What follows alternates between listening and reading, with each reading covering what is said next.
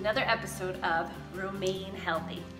In this episode, we will not be cooking today, but I will be showing you one of the most important skills you can have in the kitchen, and that is cutting with a chef knife. This skill is the foundation for almost any recipe, especially when you are plant-based, because you'll be cutting so many vegetables in the kitchen. It is important to have good technique because this way you stay safe, most importantly, and because over time it will allow you to become more efficient. Today I'm going to tell you about the chef knife, how to hold it, how to take care of it, how to make an easy cut so that you can dice an onion, mince garlic, or cut a pepper. This will give you the foundation to cut just about any vegetable in the kitchen and make any recipe. Take your time at first. It is more important to be safe than a chef ninja in the kitchen. Eventually you'll get faster the more you practice, and when you're moving towards a plant-based way of eating, you are going to get a lot of practice. Let's get started. So the first thing I'm going to tell you is how to be safe in the kitchen and use your knife safely so that you're not injured. That's number one. And the second thing is how to hold your chef knife and how to make basic cuts. We'll cut an onion, garlic, carrot, and pepper. So that should really be the bulk of what you are going to be cutting in the kitchen and really help you along the way. So hope you enjoy. First thing first, you want to make sure that your cutting board is secure on your counter and not sliding around. You can see these have grips on them, so it's going to stay in place. I love using a large cutting board because it gives me a lot of space to cut up vegetables and kind of move them to the corner. And that way I have a lot of workspace. If you're using a cutting board that slides around a lot and you slip, that is going to be dangerous and a no-no. This is a great bamboo wooden cutting board. I've had it for a couple of years and it's still going strong. I actually keep it on my counter because I use it so often. Next thing I like to put on my counter, if you do not have a garbage disposal, is called a garbage bowl. It could be any kind of bowl. I'm sure they sell these online, that's great, but you can just use any bowl you want. And I'll keep it here so that as I'm chopping, I can put my vegetables right in there and have nice, clear space. The next thing you need is a good sharpening tool. So something to keep your knife very sharp, because it's actually more dangerous if you have a dull blade, and it's gonna make it very hard to cut things like tomatoes. You know, they're gonna smush down and you're not gonna get those nice clean cuts. It's gonna make you more efficient, and it is gonna prevent you from getting injured. This is another Rachel Ray thing that I bought probably 10 years ago, and it opens up. It has these blades in it, so a couple swipes here. 3 or 4 of these swipes and your blade is sharp. I will include this. It's about 15 bucks in the affiliate link below if you're interested in getting this. I love it because it's compact, and I just throw it in the drawer and it makes it easy to get out and use. And the most important thing, like I said before, was to get a decent chef knife. There are very, very, very expensive chef knives out there, and I think when you are professional and you're really trying to cook fancy things, spending more money might be a good idea, but it's kind of like wine. If you just don't appreciate it, would you really buy a bottle of $200 wine? Not me. So we just kind of have the middle of the road average knife here. You don't want to cheap out on it because, again, it's a safety issue and it is something you use in the kitchen that is the foundation for all your cooking. So I recommend getting a good one. Mine is the Wusthof knife, and I'll include that in the link below. It's a nice heavy handle. The next step is how you hold the knife. So this makes a huge difference. The grip means everything. If you screw up the grip, everything else kind of falls apart. So what you want to do is grab your forefinger and your thumb at the top here, and then wrap your fingers around the handle. So you have a nice grip on it here. You have good control. You don't have to squeeze it to death, but you don't want to make it too floppy. You want to avoid putting your finger on top because this makes it wobbly and less stable and your finger can slip off. So avoid that. That's a common mistake I see, especially in kids when I'm teaching them how to use a knife, which you can do, by the way. And then the other thing is to put your fingers, you're thinking this is safer, but it's actually more dangerous. So you want it up close because you want control, and fingers right here so that you can do a nice little sawing motion. Now that you know how to grip the knife, the next move is to learn the motion used to cut it. You want to start with the tip down, not all the way down, but the bottom of the tip, and then make a rocking motion towards you, kind of like a boat on a water. So this is the correct motion. It'll make nice clean cuts. If you chop like this, your cuts won't be clean, and you also run the risk of cutting your finger because it's not as well controlled. The next step is you've got to stabilize the food that you are cutting. It can't be rolling around all over the place. So you have to situate your food so that it is stable, and you have to make sure that your hand is safe on this side as you're holding it. As you can see with my fingers out like this and me cutting, I am just asking to get my fingertip chopped off. So what you're gonna do is make a claw so that you can see when you cut, it is not going to hit your fingertips. It's gonna rub up against this knuckle and your fingers are turned inward.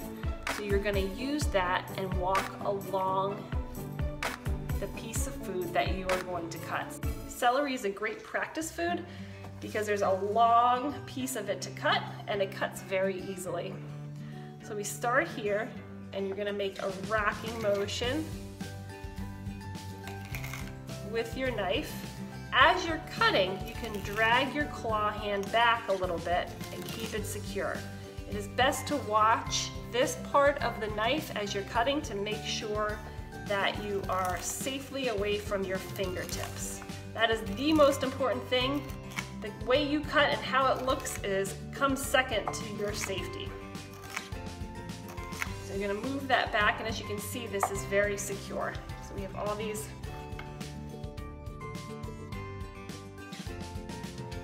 You are going to be cutting a lot of onions in all these recipes, so having a good chef knife and a great technique for cutting onions is going to save you an enormous amount of time. So the first thing you're gonna do with an onion is cut off the end here, this little part where the stem is, leave the root on, like so, and make sure you do your claw. And you can save this for veggie broth, or put it in your garbage bucket. Then what I do is I cut the onion in half.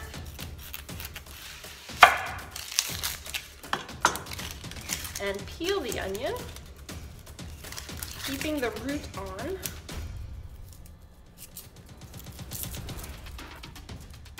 Okay. And then you're going to make long cuts here. You can see they're long here and they don't quite get to the end, so they don't cut through it. And you can make these as wide or as narrow as you want, depending on what size dice you like for your onion.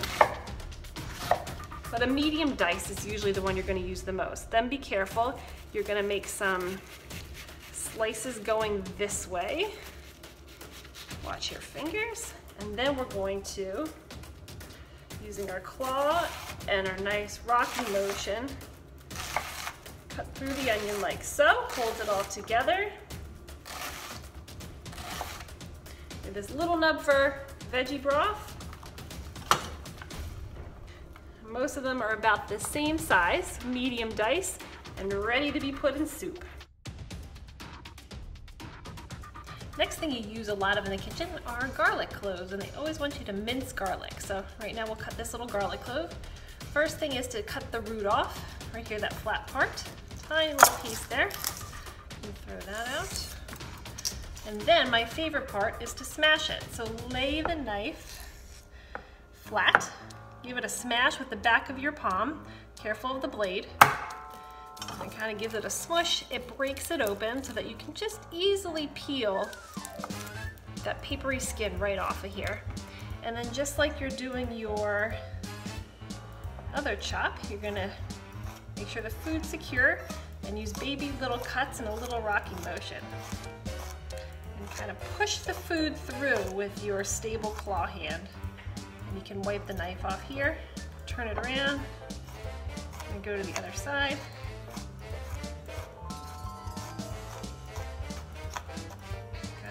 Cleaning it off, and then you can get your hand out of the way and just stop chopping. You can put this hand on top for some stability. This is great for cutting herbs too, this little move. And this is called mincing because the pieces are so small, much smaller than a dice. And there you have it. Smells wonderful. Next up is a pepper. I'm sure there are a lot of ways to cut peppers, but this is one of the ways I thought was the easiest, since there are seeds inside. Is to go like this and kind of go around the seeds here.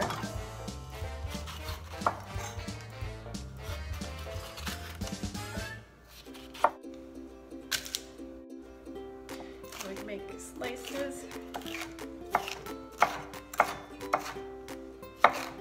Or you can do larger dices.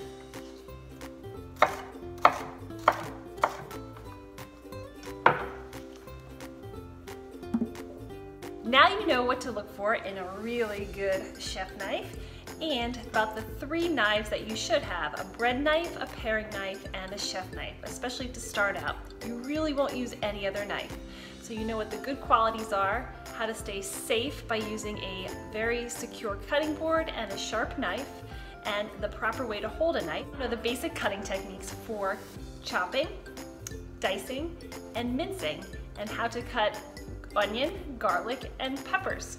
If you don't feel like shopping around, I included the links below for the large cutting board, a bread knife, paring knife, and a chef knife, and also the knife sharpener. Feel free to shop around and handle the knives. It's probably the best way to know if you're going to like it or not. But if you don't want to go out, this is a perfectly good knife. Now have the tools and know the techniques to get started on those romaine healthy recipes. So subscribe down below or push this button so that you will get the latest cooking videos and recipes, and I will meet you in the next video. Bye.